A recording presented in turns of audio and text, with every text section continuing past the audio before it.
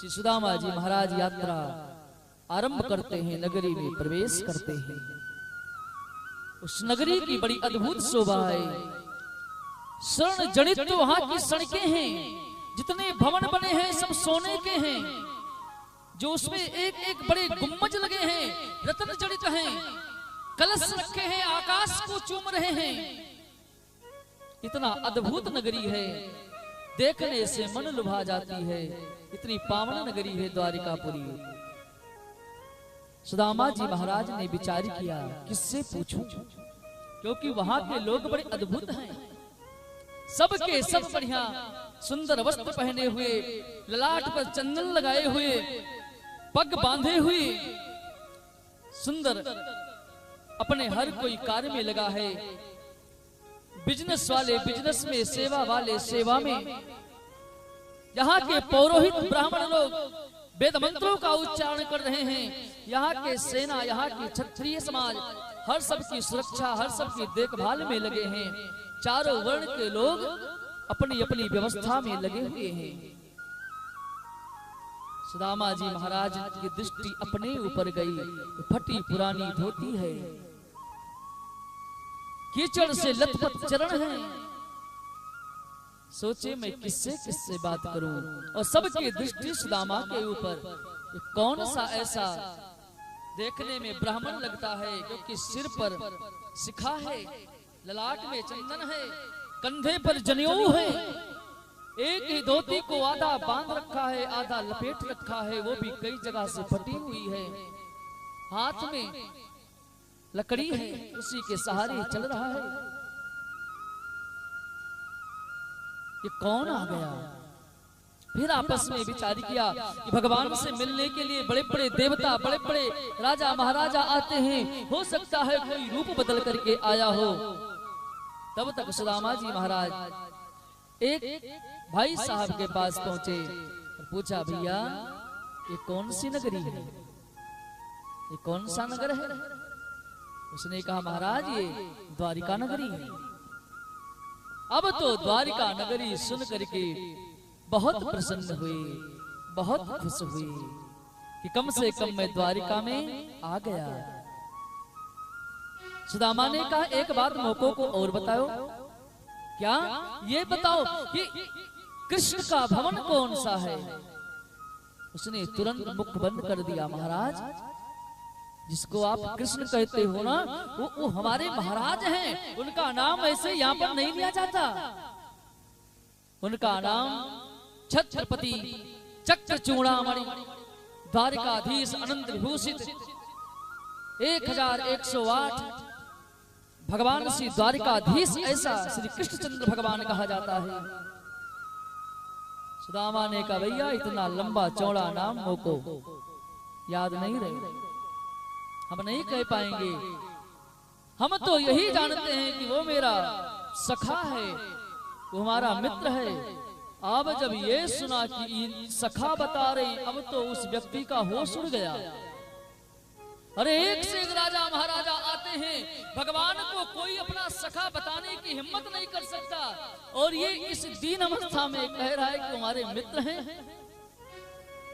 लेकिन फिर भी भगवान की लीला है, न जाने क्या भगवान लीला कर रहे हो।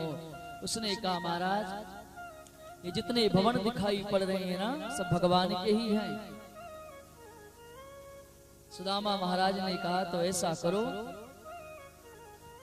किस भवन में भगवान होंगे ये बता दो। तो भागवत जी में जो वर्णन आता है, भगवान सुखदेव ने जो मूल भागवत में स्पष्ट से लिखा है कि उस सेवक ने बताया, महाराज आप जाएंगे, सामने वाला भवन भैया रुक्मणी का है, और रुक्मणी भवन में भगवान हमेशा रहते हैं, वहीं पर जाएंगे तो भगवान की मुलाकात हो जाएगी। और भागवत जी में वर्णन आता है, सुदामा जी महाराज जाते हैं और भगवान के दरबार में साधु संत महात्मा ब्राह्मणों को रोक नहीं था, बिना रोक के प्रवेश करते थे। और सुदामा जी महाराज निसंकोच जाकर के भगवान के पास पहुंचते हैं। भगवान ने देखा सुदामा को, गले से लगा लिया, सिंहासन पर बैठाया। ये तो भागवत जी में वर्णन है। लेकिन एक हमारे कवि हुए हैं श्री आचार्य नरोत्तम दास जी महाराज ने, शायद उनको आप लोगों ने पढ़ा भी होगा। उन्होंने बहुत सुंदर पद लिखा है। उन्होंने कहा कि जाकर के सुदामा जी महाराज ने उस सेवक से, उस पहरेदार से कहा कि भैया मेरा एक संदेशा जाकर के कन्हैया को सुना दो, बता दो। क्या? कि उसका मित्र सुदामा आया है मिलने के लिए। वो प्रणाम करके जाता है भगवान के चरणों में निवेदन करने के लिए। सुदामा जी महाराज इधर अपने मन में विचार करते हैं, जिसके सेवक इतने सुंदर वस्त्र पहने हो, जिसके स्वर्ण के भवन हैं, वो क्या ऐसे गरीब मित्र को अपनी दृष्टि में, अपनी याद में रखा होगा कि नहीं रखा होगा? क्या उसको हम याद होंगे कि नहीं होंगे? अनेक तरह से अपने मन में तर्क कुतर्क करते हैं कि यहाँ पर आकर के मैंने कहीं गलत तो नहीं कर दिया, अपना अपमान तो नहीं करा रहा हूं मैं। अनेक तरह से मन में बातें उठती हैं और वो सेवक जाकर के भगवान कृष्ण के चरणों में प्रणाम करते हुए, वंदन करते हुए निवेदन करता है कि प्रभु आपके चरणों में एक से एक महान विभूति को आते हुए देखा है, लेकिन महाराज एक ऐसी महान विभूति आज आई है जिसका स्वरूप तो बड़ा विढंग है, बड़ा अद्भुत है। और ऐसा देखने से लगता है कि द्वारिका के आसपास के क्षेत्र का भी नहीं है, वो कई बाहरी का है। महाराज वो आपको अपना मित्र बता रहा है। भगवान कन्हैया तो सब जानते हैं, लेकिन फिर भी पूछा कौन? तो वो कहता है सेवक, परिचय देते हुए कि शीस पगा न झगातन में, प्रभु के ही काही बसो यही ग्रामा। धोती फटी सिलटी दुपटी अरु, पायन पे नहीं पायन जामा। कि द्वारे खड़ो द्रज दुर्बल एक, रहो चकिसो वसुधाय भिरामा। और वो सेवक कहा कि पूछत दीन दयाल को नाम, बतावत आपन नाम सुदामा। बतावत आपन नाम सुदामा।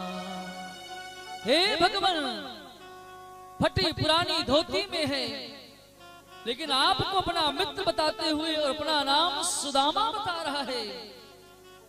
मेरे कन्हैया उस समय मैया रुक्मणी के भवन में चौसर खेल रहे थे।